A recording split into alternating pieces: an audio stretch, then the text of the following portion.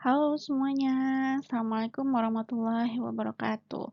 Selamat pagi, selamat siang, dan juga selamat sore semuanya. Kita bertemu lagi di mata kuliah Agribis Pangan dan Non-Pangan.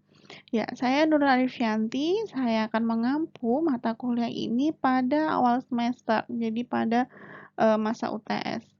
Oke, ini adalah materi pengantar sebelum minggu depan kalian akan masuk ke materi inti di mata kuliah ini. Oke, disimak terus ya.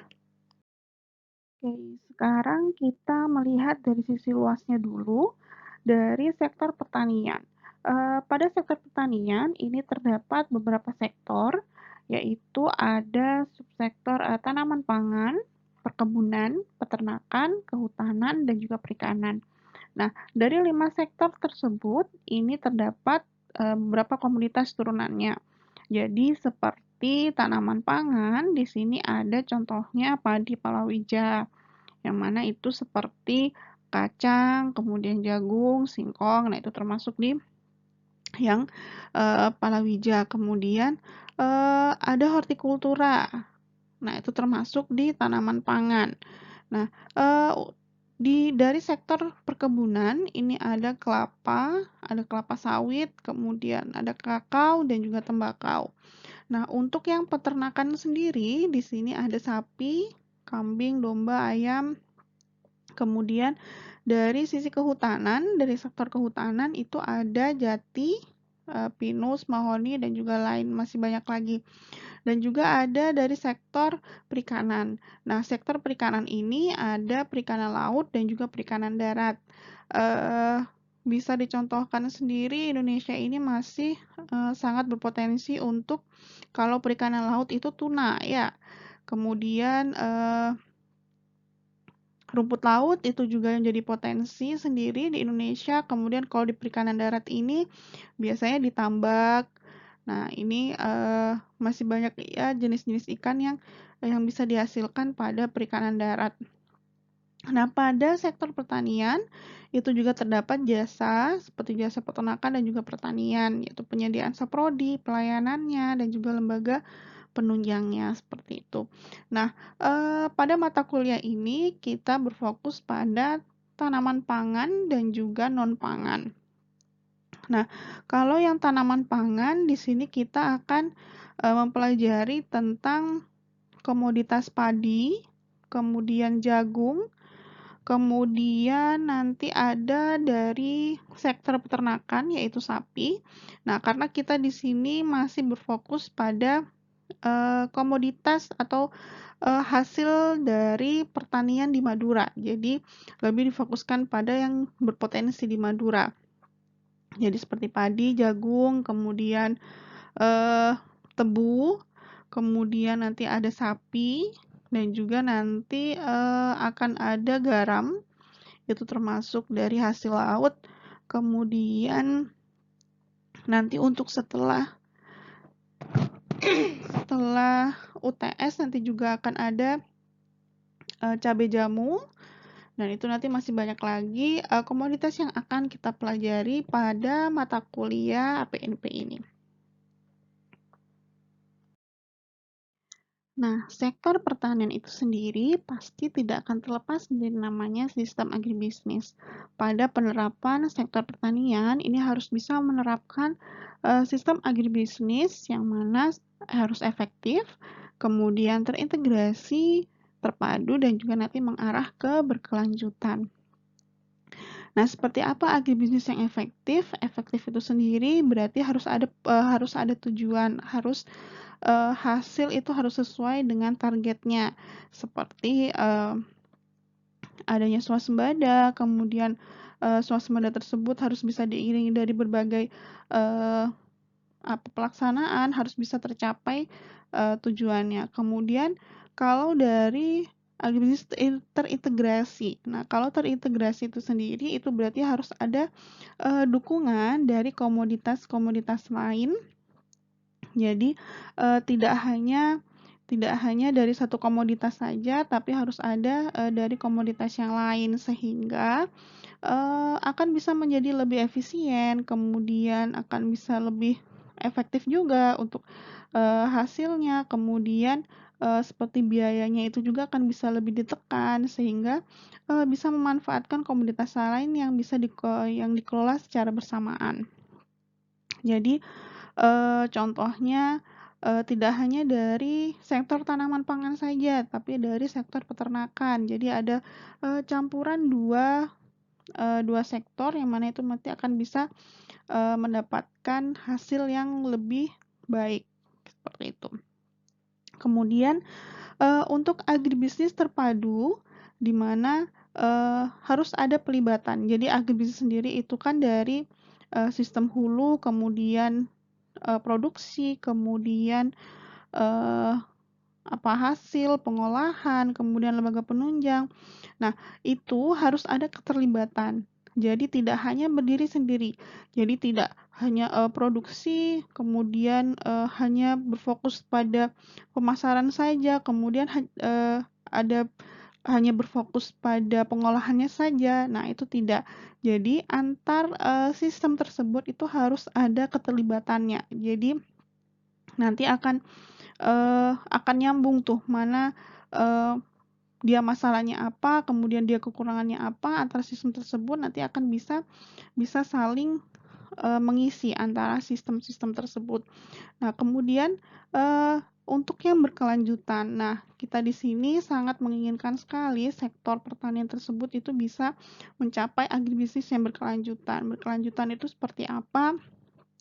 Jadi, eee kita memproduksi itu tidak hanya untuk apa yang sekarang akan kita makan atau apa yang sekarang kita akan jual, tapi itu juga harus bisa memikirkan untuk masa depannya, untuk kelanjutannya itu seperti apa. Apakah nanti, bahan baku tersebut itu pasti adakah sepanjang tahun? Nah, seperti itu. Kalau misalkan ini diambil terus tanpa ada keberlanjutannya, tanpa ada, eee pengawasannya itu bisa saja nanti bahan bakunya habis. Nah, jadi bagaimana kita itu menjaga bukan hanya untuk, hari ini, tapi juga untuk masa depan dan juga, dari pengelolaannya sendiri harus bisa meningkatkan kualitasnya. Jadi, tidak hanya meningkatkan kualitas dari komoditasnya itu sendiri, jadi komoditas yang, sedang kita kelola itu sendiri, tapi juga harus melestarikan dari alam sekitarnya juga, eee di mana bahan baku atau bahan atau produksi atau, produk yang akan kita jual itu berada, kayak gitu. Jadi, eee, apa yang kita inginkan itu adalah agribisnis yang mana secara efektif, terintegrasi, terpadu, dan juga berkelanjutan. Nah, di sini ada namanya, ketahanan pangan, kemandirian pangan, dan juga kedaulatan pangan, yang mana itu hasil dari sistem agribisnis yang efektif. Apa itu ketahanan pangan? Apakah kalian sudah pernah dengar? Nah, jadi di sini ada namanya ketahanan pangan, di mana ketahanan pangan ini, eee, kondisi terpenuhinya pangan, baik itu negara ataupun suatu wilayah, eee, yang mana itu, pada wilayah tersebut kondisi pangannya itu cukup ataupun, eee, bisa melebihi ataupun cukup, minimal adalah cukup baik itu jumlah, kualitasnya juga, kemudian, eee, gizinya juga, kemudian nutrisinya juga, kemudian dari harganya juga, terjangkaunya juga. Nah, itu, kondisinya tersebut adalah cukup atau terpenuhi. Jadi intinya adalah terpenuhinya pangan di suatu negara ataupun wilayah. Nah, di sini terpenuhinya pangan tersebut ini bisa saja hasil dari daerah itu sendiri ataupun dari, dalam negeri itu sendiri dan juga bisa dari impor. Jadi yang penting itu adalah yang di-note oleh kalian adalah terpenuhinya pangan dulu, terpenuhinya pangan. Nah, berbeda dengan, kemandirian pangan. Kalau kemandirian pangan di sini adalah, kemampuan suatu negara ataupun wilayah yang mana, memproduksi pangan secara beraneka ragam sesuai dengan hasil lokal suatu negara ataupun suatu wilayah. Nah, jadi di sini ada perbedaan antara ketahanan pangan dan kemandirian pangan. Kalau ketahanan pangan di sini dia menitik beratkan pada terpenuhinya pangan tanpa harus melihat eh, tanpa harus melihat pangan tersebut itu berasal dari dalam negeri ataupun luar negeri. Kalau kemandirian pangan di sini pemenuhannya itu berasal dari hasil dalam negeri. Jadi kemampuan negara ataupun suatu wilayah yang memproduksi pangan dari dalam negeri dan itu bisa menjamin pemenuhan kebutuhan pangan. Jadi kalian bisa catat perbedaan antara ketahanan pangan dan juga kemandirian pangan ini berasal dari mana sih produk pangan tersebut berasal. Dan juga ada namanya kedaulatan pangan. Kedaulatan pangan ini itu adalah hak suatu negara ataupun suatu wilayah untuk bisa menjamin pangan bagi masyarakatnya ataupun rakyatnya untuk bisa menentukan sistem pangan seperti apa yang mana sesuai dengan potensi lokal daerahnya atau negaranya. Jadi kalian sudah paham ya, jadi seperti apa itu ketahanan pangan, kemudian kemandirian pangan, dan juga kedaulatan pangan. Dan juga seperti apa agribisnis yang secara efektif, terintegrasi, terpadu, dan juga berkelanjutan. Nah, selanjutnya adalah yang kita bahas, yaitu tentang tantangan. Jadi, apa saja sih yang menjadi kendala ataupun tantangan untuk bisa mencapai tujuan, yaitu agribisnis secara terpadu, terintegrasi, dan juga keberlanjutan. Nah, yang pertama nih tantangannya adalah population growth atau peningkatan perkembangan populasi penduduk dunia. Jadi, tidak hanya di Indonesia saja, populasi dunia ini sangat bertambah dengan cepat. Kita tahu juga penduduk Indonesia saat ini sudah mencapai 270 juta. Dan kalau kita melihat populasi dunia juga ini bertambah dari tahun 2000 itu sudah bertambah 2 kali lipat. Jadi, ada beberapa sebab kenapa adanya peningkatan populasi dunia ini yang sangat meningkat. Yang pertama itu ada peningkatan kesehatan. Jadi, sudah ada kesadaran dari penduduk atau masyarakat dunia tentang pentingnya kesehatan sehingga untuk angka harapan hidup itu lebih tinggi, jadi lebih meningkat. Kemudian peningkatan harapan hidup ini juga bisa dilihat dari pangannya, jadi konsumsi apa yang dikonsumsi oleh penduduk dunia ini sudah mulai melihat dari kualitasnya, kemudian nutrisinya juga, dan juga mulai mempertimbangkan untuk kesehatannya, apalagi pandemi saat ini. Kemudian yang kedua juga adanya peningkatan harapan hidup itu karena adanya minim konflik. Jadi berbeda dengan pada zaman perang dahulu yang mana banyak konflik, banyak perang sehingga eee, tingkat angka kematian ini lebih tinggi. Namun kita sekarang ini sudah masuk ke masa pandemi, adanya penurunan populasi juga tapi tidak seperti tidak drastis seperti itu pengurangan. Jadi ada pengurangan populasi sekitar 4 juta orang penduduk itu yang terdampak Covid. Ini adalah data seluruh dunia. Kemudian ada tantangan yang kedua, itu adalah perubahan permintaan konsumen, yaitu consumer demand change. Nah, di sini ada beberapa faktor yang merubah preferensi dari konsumen itu sendiri. Jadi, karena tingkat pengetahuannya juga lebih luas, kemudian mereka akan mempertimbangkan kualitas terlebih dahulu dibandingkan kuantitas, kemudian adanya kualitas itu juga pasti akan mempengaruhi dari harga. Jadi, ada pertimbangan antara harga murah dan juga harga yang lebih mahal. Kemudian,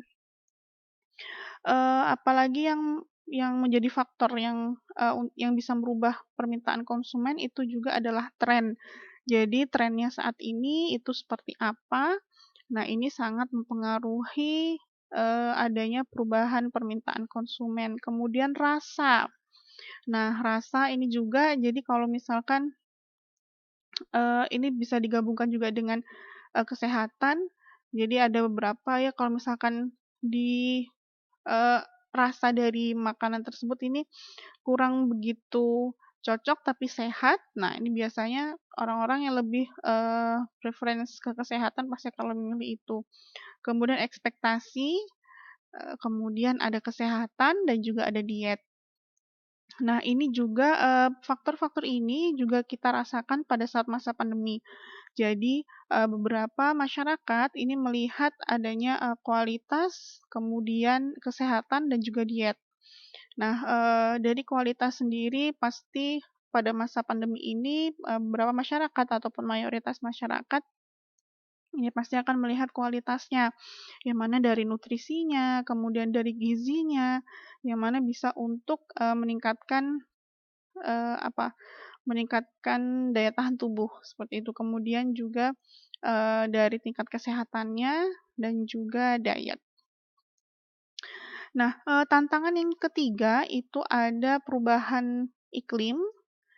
Nah, perubahan iklim ini kita bisa lihat di berita-berita juga pada saat ini, beberapa hari ini, itu seperti adanya suhu tinggi yang mana itu, bisa menyebabkan kebakaran, di mana kemarin itu ada news, adanya beberapa lokasi kebakaran yang sangat hebat seperti di Turki, kemudian USA, kemudian di, beberapa tempat mana lagi kemarin ada, kebakaran yang sangat hebat bahkan sampai, eee, apa, mengenai, pemukiman penduduk seperti itu. Jadi, suhu tinggi yang mana itu bisa menyebabkan, kebakaran karena ada angin kering juga.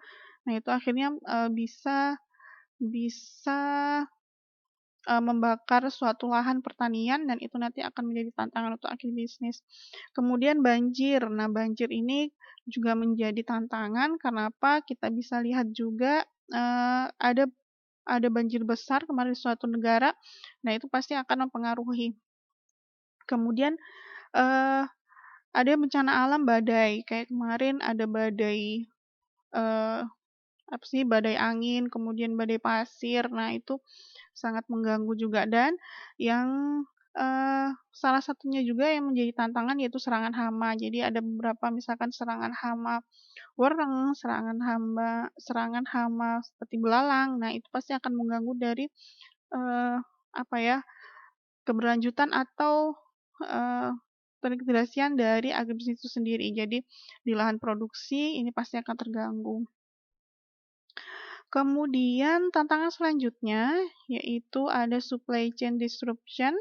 Nah, ini adalah, rantai pasok ya. Jadi adanya, terkendalaan dari sisi rantai pasoknya. Kira-kira apa tantangannya?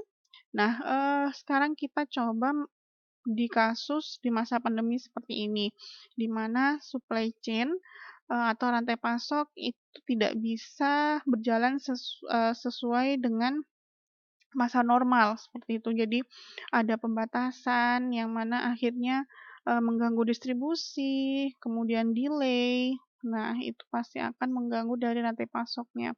Jadi tidak hanya, di dalam negeri saja, tapi juga untuk distribusi ekspor dan impor. Akhirnya ada keterlambatan seperti itu ya. Jadi, ya lonjakan permintaan juga dari suatu produk akibat pandemi akhirnya distribusinya ini menjadi tidak normal atau bahkan terlambat, yang mana akhirnya adanya kekosongan hingga krisis. Nah, itu akhirnya mengganggu dari, supply chain-nya. Seperti contohnya aja nih, kayak kemarin aja pada masa awal-awal pandemi, itu seperti, ada beberapa produk yang akhirnya, eee, mengalami kekosongan stok, seperti oksigen, kemudian vitamin C, kemudian masker, kemudian sanitizer. Wow, itu sangat, eee, apa ya, sangat booming sekali pada waktu itu. Kemudian adanya, ketakutan dari masyarakat, akhirnya mulai menimbun, mulai mencari, nah akhirnya mulai kekosongan, nah itu akhirnya supply chain-nya akan terganggu.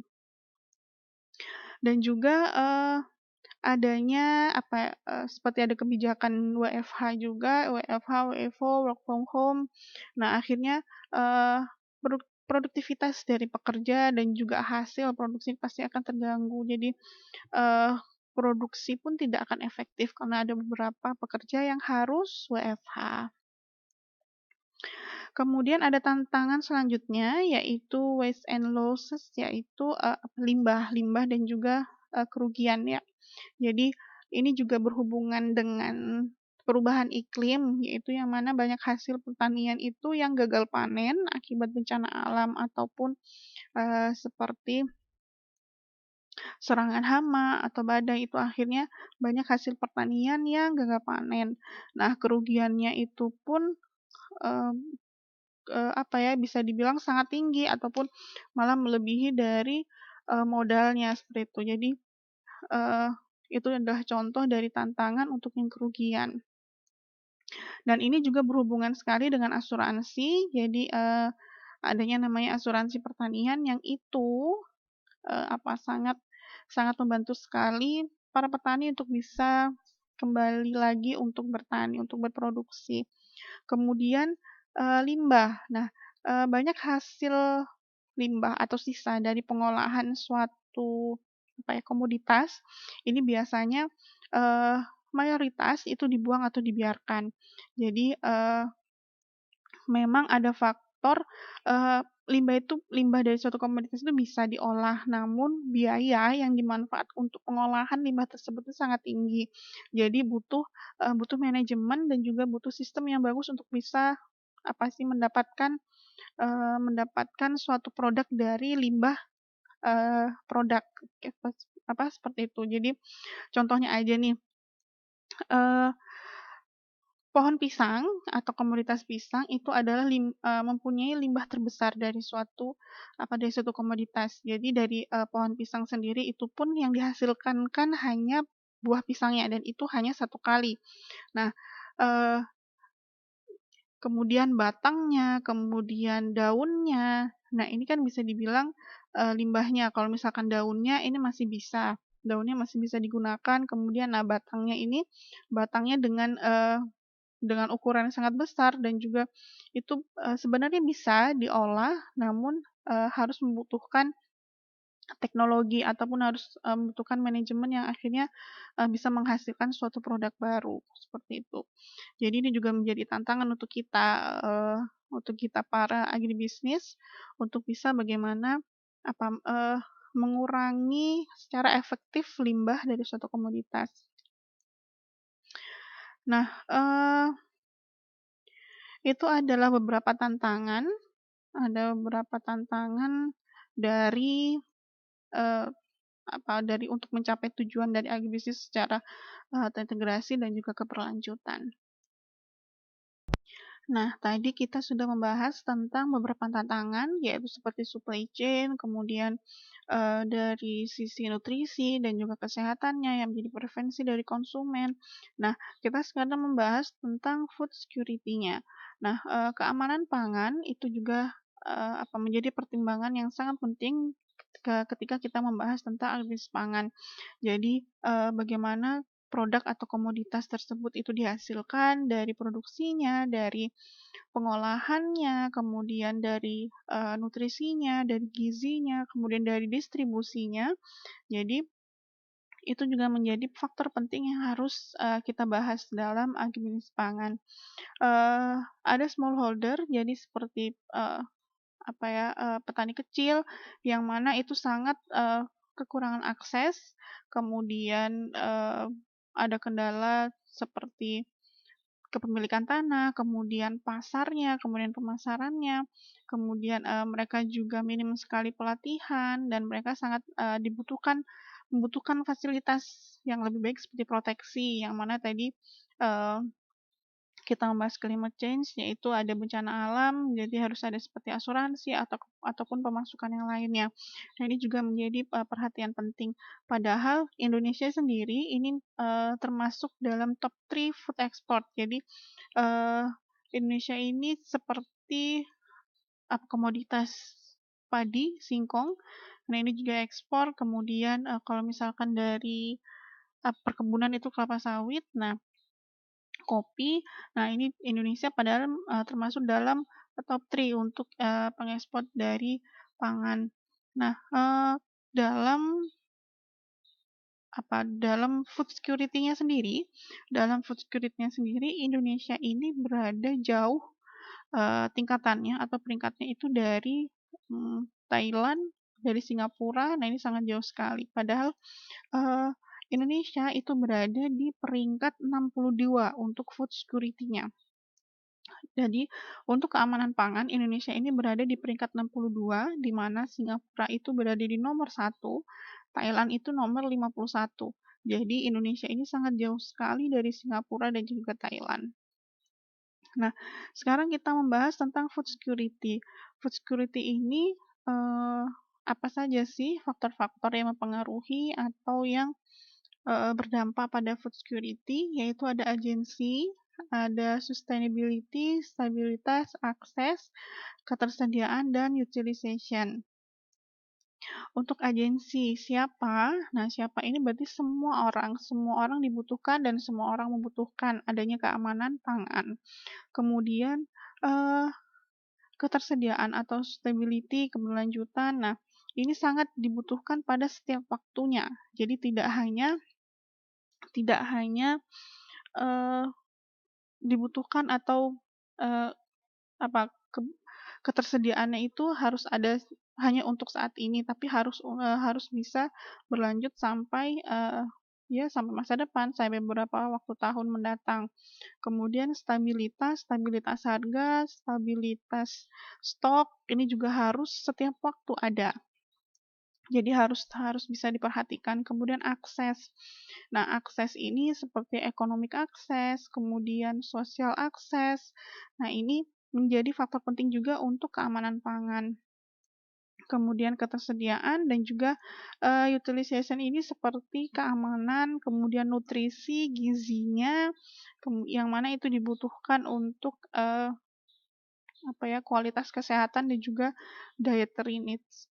Jadi itu beberapa tantangan juga yang mana intinya adalah food security ini itu sangat dipengaruhi oleh beberapa faktor ini, yaitu agensi, sustainability, stability access, kemudian availability, dan juga utilization. Oke, slide selanjutnya. Nah, ini ada food cycle, jadi sama seperti subsistem agribisnis ya. Jadi perputaran atau rantainya itu seperti apa sih gitu, alurnya itu seperti apa sih. Nah, kalau food cycle sendiri, di sini alurnya ada produksi, kemudian transformasi. Nah, transformasi ini kalau misalkan di sistem agribisnis itu seperti pengolahan, nilai tambahnya itu seperti apa, kemudian masuk ke logistik, kemudian distribusi, kemudian sampai ke tangan konsumen, yaitu adanya konsumsi, kemudian terakhir yaitu limbah atau sisanya. Nah, ini adalah food cycle. Jadi ini adalah rantai atau alur dari pangan. Nah, alur dari pangan ini bisa terganggu ataupun bisa menjadi tidak berjalan dengan baik. Itu ada beberapa faktor juga seperti food legality ataupun legalitasnya, kemudian ada demografi, poverty, lifestyle, dan juga teritori. Nah, kalau misalkan kita membahas dari food legality, ada beberapa peraturan yang dikeluarkan oleh pemerintah Indonesia ataupun di dunia. Jadi, seperti ada beberapa peraturan yang dikeluarkan seperti peraturan pangan, keamanan pangan, kemudian standar kualitas pangan, kemudian sanitasi. Nah, itu ada beberapa aturan yang di dalamnya itu seperti kemasan yang tepat itu seperti apa, kandungan makanan ini tidak boleh dipublikasi atau tidak boleh dikonsumsi. Nah, itu yang kali saja mengandung zat-zat berbahaya itu ada aturannya. Dan juga kalau misalkan berkaitan dengan ekspor impor, ada beberapa negara yang sangat ketat sekali dalam keamanan pangan. Jadi ini bisa saja mengganggu dari adanya food cycle ini. Kemudian demografi,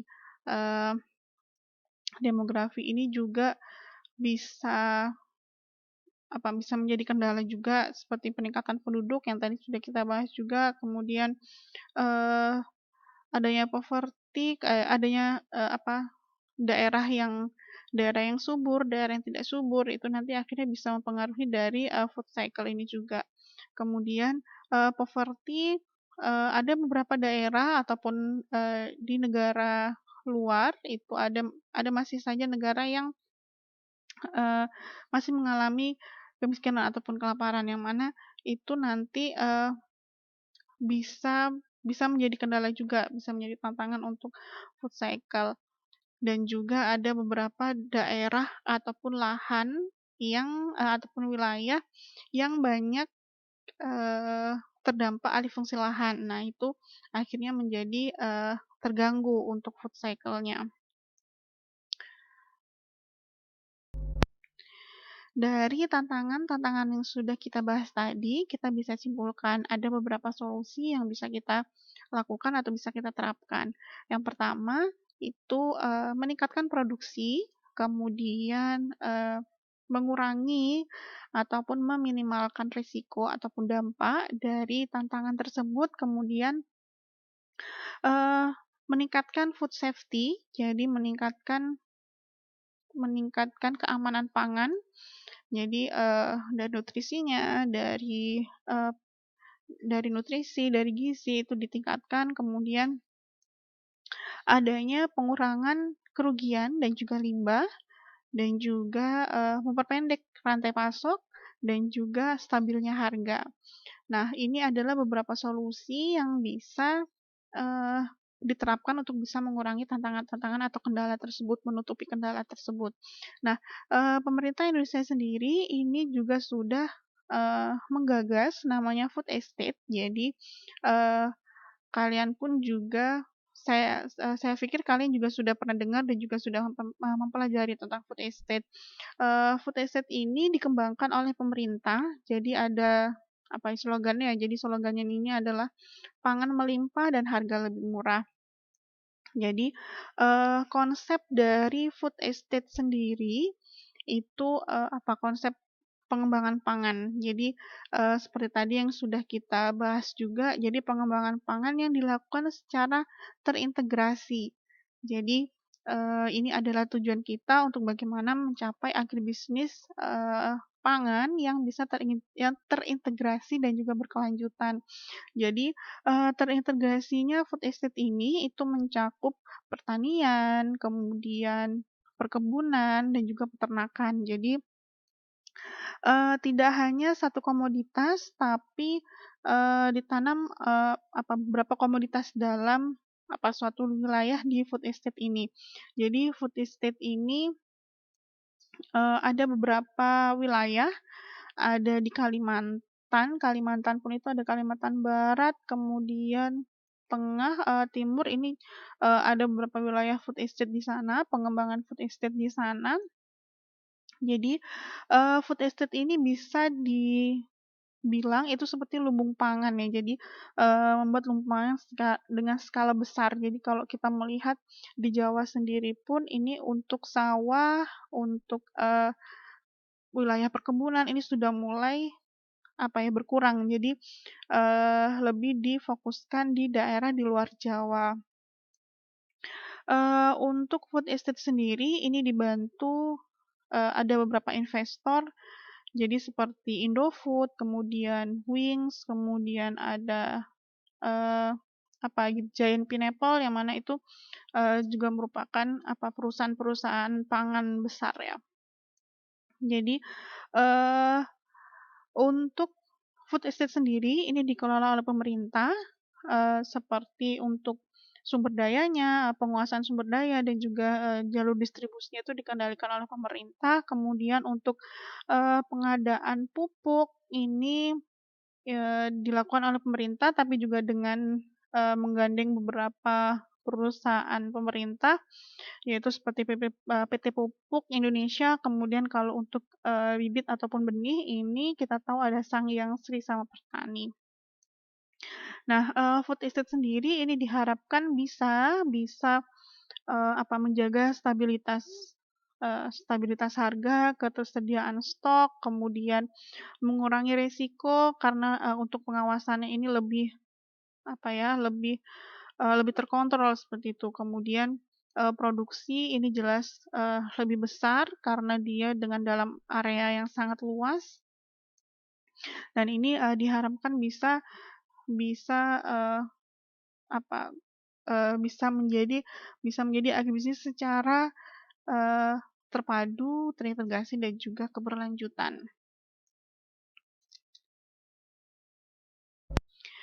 Nah, dalam mata kuliah NPNP ini sendiri, kita nanti akan membahas beberapa komoditas yang menjadi, komoditas unggulan dari Pulau Madura.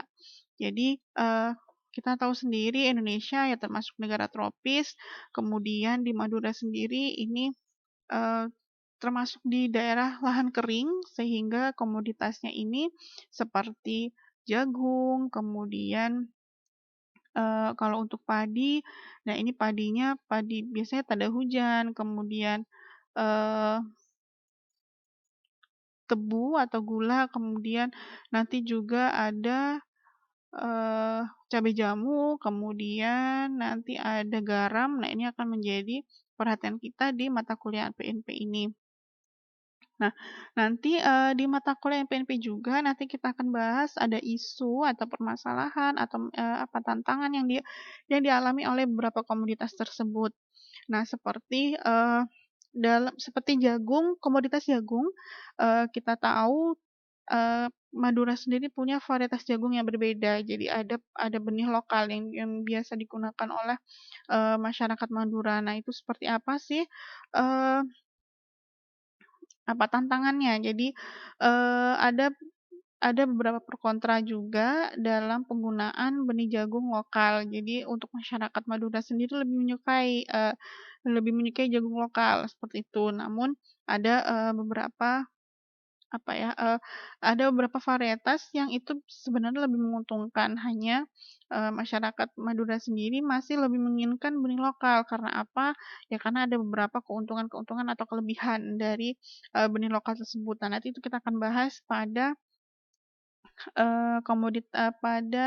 komoditas jagung di, pertemuan 2 kalau tidak salah. Jadi nanti kita akan bahas di situ. Nah, nanti saya harapkan pada pembahasan atau diskusi di mata kuliah LPNP, eee, kita bisa membandingkan. Jadi, bagaimana satu komoditas tersebut di berbagai daerah.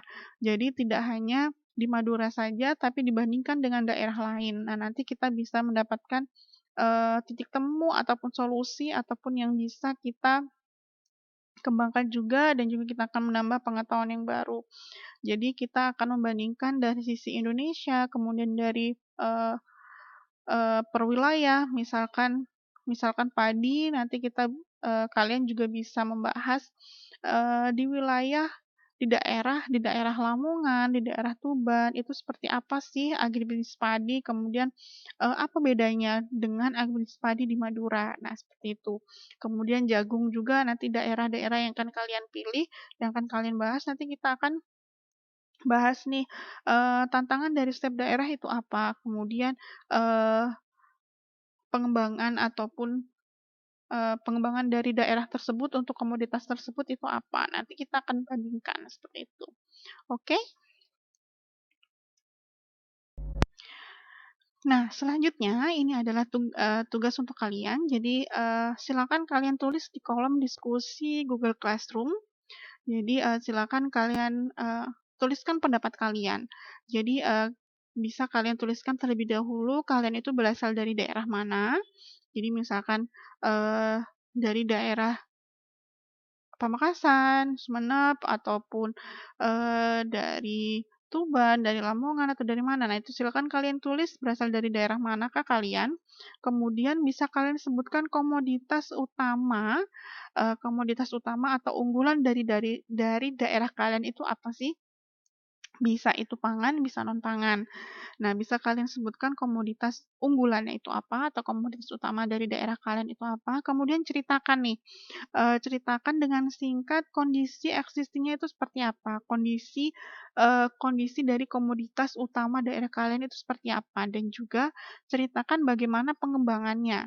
Jadi pengembangan ini bisa dari pemerintah daerah, bisa dari, daerah sekitar dari, apa, produksi dari komoditas unggulan tersebut, seperti itu. Jadi, silakan kalian tuliskan di GCR, kalian berasal dari daerah mana, kemudian komoditas unggulan di daerah kalian tersebut itu apa, kemudian ceritakan kondisi dari eksis saat ini. Jadi, kondisinya itu bisa saat ini misalkan, dalam kondisi pandemik seperti ini itu seperti apa, kemudian, pada masa normalnya seperti dulu seperti apa sih, kemudian, pengembangan ataupun, inovasi dari pemerintah daerah ataupun, wilayah tersebut itu seperti apa.